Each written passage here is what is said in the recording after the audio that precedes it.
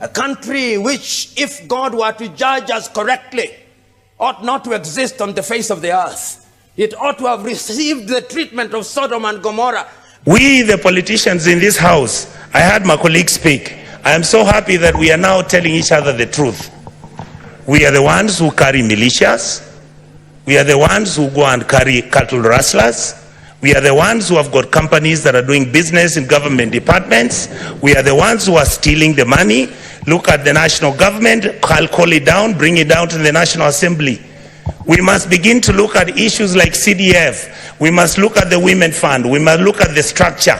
Do we need all the people who have been given offices? Why are governors running county governments as if they are private companies where they are stealing money, buying properties abroad, driving such big vehicles, including ourselves?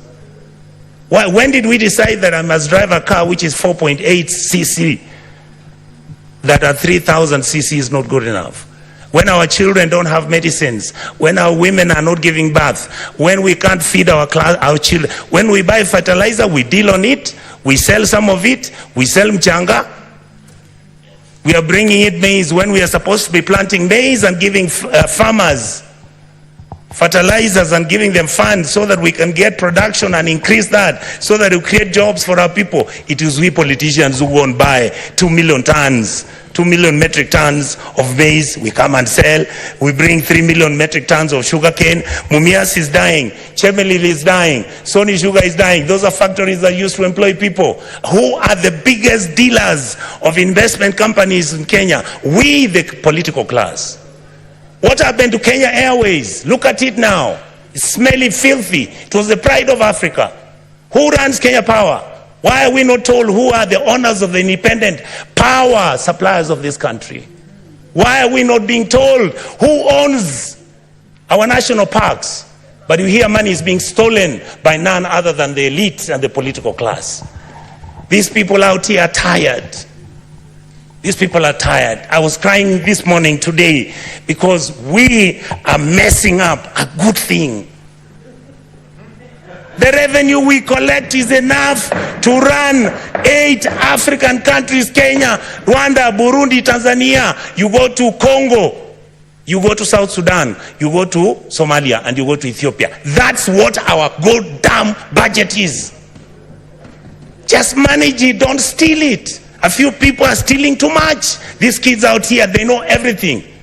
Then we pretend and run to churches talking about Christianity, how Jesus... Do you understand what you are dealing with? The people out here don't even believe in God anymore. The people out here are tired of the lies, the religious organizations. And it is okay. Shame on us. Then we make sure this money doesn't go to the schools. We make sure that hospitals have no money. We start building hospitals now. We want the poor people to come to those hospitals. Poor people can't come to Nairobi Hospital. They can't come to Aga Khan.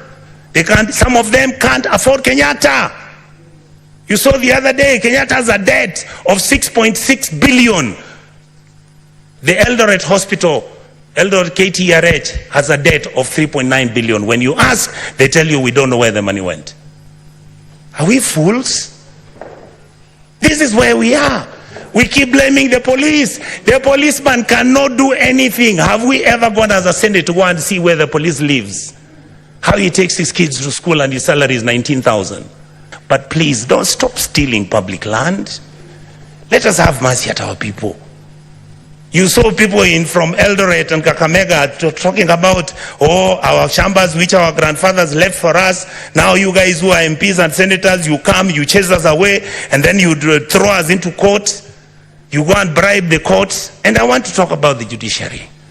We respect you. We know that you are most of the time under the pressure. We know there are certain things which you can even be blackmailed. But we want to hold you at a higher standard. On a daily basis, we are becoming a country where greed is celebrated. We give men and women opportunity to serve, and they steal from us. We give men and women the opportunity to preside over our health services. They acquire expired drugs. And we claim to be Christians, and we are so corrupt. We are destroying the next generation. In Kenya today, when I look at the men and women in the opposition, when I look at men and women in government, and I remember that not so long ago I had the advantage of working in an organization that investigated them. I'm bound by the oath of secrecy, but I can generally say, I look at them and say, God save Kenya. God save Kenya. These are the individuals who will save Kenya. These are the individuals, the pharaohs who have acquired the garbs of Moses, cheating us that they are Moses and they are pharaohs in disguise. God save Kenya. The tragedy is that the Kenyans either do not know or do not care. But I suspect that they know, and they have simply chosen to do what was described by the prophet Isaiah. They have eyes, but they do not see. They have ears, but they do not hear. They have a form of Christianity, and Christianity has only become a fig leaf with which we hide our moral nakedness. We must interrogate our Christianity, because if it were true that being Christians immunize us from greed, then this country would be one of the countries with the least corruption in the world. It cannot be right that we are 80% Christian, we claim, and we are one of the most corrupt nations in Africa and on earth. Because the same Bible says that you should have enough for your children's children up to the 4th generation, but by the sweat of your brow, by the sweat of your brow, not by taking things that belong to others. What we are condemning and what Christ is condemning is that we should not use our position to acquire things that don't belong to us. That one of the reasons why Kenya will never realize their potential is that our appetite for that which is evil has been sharpened. We can no longer tell the difference between good and evil. And because we cannot tell the difference between good and evil, we engage in good and evil on a daily basis. And that is why Isaiah says, "Woe unto you who call light day and day light." The church has become so mechanical, so structured in form that there is no space for Christ and God. And that I thought was very deep. We have structured our worship services in such a way that God is only mentioned occasionally. You are here today. What choices are you making today? Are you making the difficult choice of doing that which is right and good because it is just good to do that which is right and good? Are you enticed by the latter-day things that we see on a daily basis? Because I know that I have many friends who have helicopters. But the beauty of it, that when the helicopter flies, it must stop, comes down. I know many friends who have cars such as Lamborghini and Porsche and Mercedes-Benz.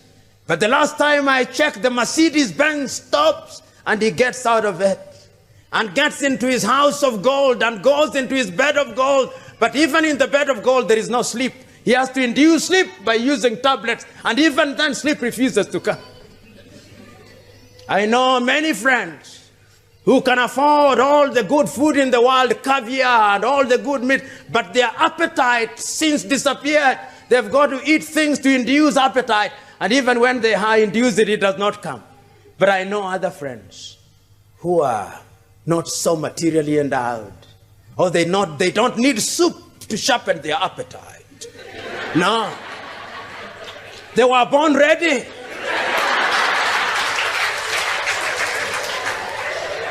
The tribalism that we have been expressing and calling it shareholding. Shareholding is nothing when it comes to national politics. It is pure tribalism. It is ethnic jingoism. It is ethnic chauvinism. Mr. Speaker, we are talking here with Senator Omtata, asking ourselves, why do you need a voter's card when you already have a national ID? And that has been the system in this country, to disenfranchise certain parts of this country. We have been around through electoral processes, and we know that the registration of voters is a first step for rigging of elections. Because I've heard the arrogant politicians, those who voted yes to the finance bill last week, saying that Gen Zs will not take them anywhere because, after all, they are not registered as voters. Mr. Speaker, we have annoyed the Gen Zs by our fake religious fervor. The religious fundamentalism that is in this country, Mr. Speaker, where we go to churches, and then we say that the persons we vanquished are children of a lesser God, that the victors are the ones who pray to the true God. Today, Gen Zs have told us that the voice of the youth is a voice of God. Mr. Speaker, I heard the president say that he wants to set up certain committees to go around the country to find out what the youth want. But why do you ask for a job when you don't know what the people who elected you want, Mr. Speaker? And sometimes we can propose a lot of things, and yet the solutions lie here in this Constitution. We have a chapter or an article, Article 55 of the Constitution, which talks about specific application of rights with respect to youth. And so instead of the president wasting taxpayers' money with another BBI like circus, I invite the president to read Article 55. That says the state shall take measures, including affirmative action programs, to ensure that the youth access relevant education and training, have opportunities to associate, be represented, and to participate in political, social, economic, and other spheres of life, that the youth can access employment, and that they are protected from harmful cultural practices and exploitation. You don't need a committee to go around the country to come and tell you that, because the framers of our Constitution and the responsibility of the state, as far as the rights are concerned, is to observe, to respect, protect, promote, and to fulfill the realization of those rights. Why do you have to set up committees and dialogue teams? And yet, in the Constitution, it says every Kenyan has got a right to life. That right to life is not abortion. Those boys who are felled by snipers outside this parliament, we have violated their right to life. The young people want equality and freedom from discrimination. That is an obligation of the state in this Constitution. It should not matter whether you are chariot, whether you are karaoke, for you to access jobs. The other day, I'm watching on TV as leadership of KEFIS, Kenya Plant Health Inspectorate Scheme, are talking about a new system that they've launched. The first person to speak sounds like he comes from Meru. The second person to speak sounds like he comes from Meru. The third one to speak sounds like he comes from Meru. The Minister for Agriculture is a former senator for Meru. It should not matter where you come from, because I don't think that Plant Health Inspectorate Services, the expertise only resides in a certain part of the country. But that has been duplicated in each and every ministry. You go to the ICT ministry, everyone perhaps is Otieno, Onyango, Odongo. You go to another ministry of roads, you don't need people from the United Nations to come and interpret for you this Constitution. The answers to the problems are all here. Gen Zs are saying, let us ensure that Chapter 6 of this Constitution is observed and fulfilled, because we have made leadership, and particularly political office, an opportunity to lord over other people and not to serve them. I am particularly disturbed when I see the military walking around the streets of Nairobi. Mr. Speaker, we have seen what has happened in neighboring countries. Let us not tempt our military. Let us keep them in the barracks. Let them do the spectacular job they have always done of defending and protecting this nation from external aggression. When you bring the military to the streets, it is like exposing a child to sugar or a child to honey. It has been seen before, it has happened before. It is immoral to follow and obey immoral rules and laws. And those who follow immoral laws and rules to oppress other people, you are immoral. And that is why You have no peace in executing your duties as a government leader, as a parent, and as a pastor. You are all immoral. And this immorality began all the way down. It is time to get rid of such kind of immoral rules and laws which bounds people against growing.